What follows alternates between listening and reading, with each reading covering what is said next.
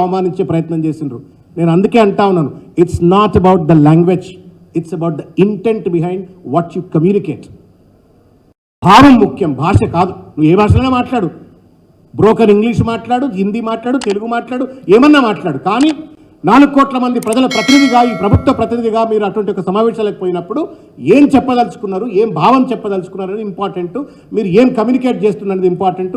ఆ కనీస ఓరియంటేషన్ లేకుండా రేవంత్ రెడ్డి గారు వ్యవహరించి రాష్ట్రం పరువు తీసిండ్రు, నవ్వుల పాలయ్యేటువంటి రీతిలో వ్యవహరించిండ్రు.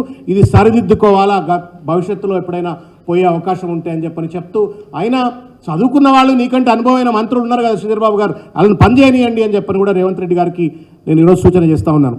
ఇకపోతే అక్రమ సంబంధం అదానీతో, ఇది ఏం వింతైనటువంటి ఒక ప్రవృత్తితో తెలంగాణ సమాజం, మీడియా మిత్రులు దయచేసి అర్థం చేసుకోవాలని చెప్పని కోరుతా ఉన్నాను. 2023 ఫిబ్రవరి 7వ తారీఖు పార్లమెంటు సాక్షిగా దాదాపు 55 నిమిషాల పాటు రాహుల్ గాంధీ గారు పార్లమెంట్లో కేవలం అదానీ పైన మాట్లాడుతూ జాయింట్ పార్లమెంటరీ కమిటీ పెట్టాలని చెప్పని ప్రధాన ప్రతిపక్షంలో ఏకైక స్పీకర్గా మాట్లాడిండ్రు. ఒక 2 నిమిషాలు నేను తెలంగాణ సమాజం దృష్టికి గూగుల్లో కొడితే కూడా దొరుకుతుంది, but I still wanted to మీకు ఒక్కసారి దృష్టికి తీసుకొచ్చాలని ప్రయత్నం చేస్తూ ఉన్నాను. మీడియా మిత్రులు దయచేసి చూపెట్టాలని చెప్పి కోరుతాను.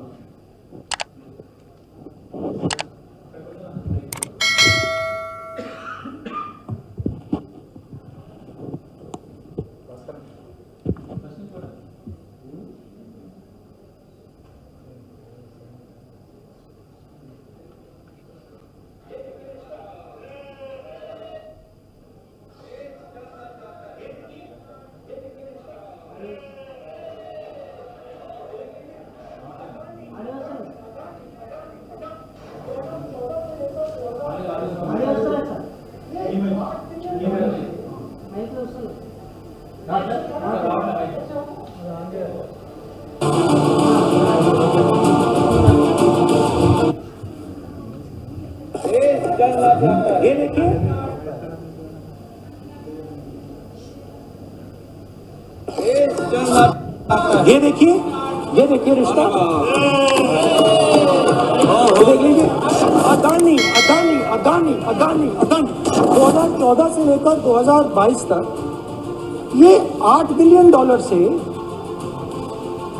$140 बिलियन कैसे हो गया? कैसे हुआ?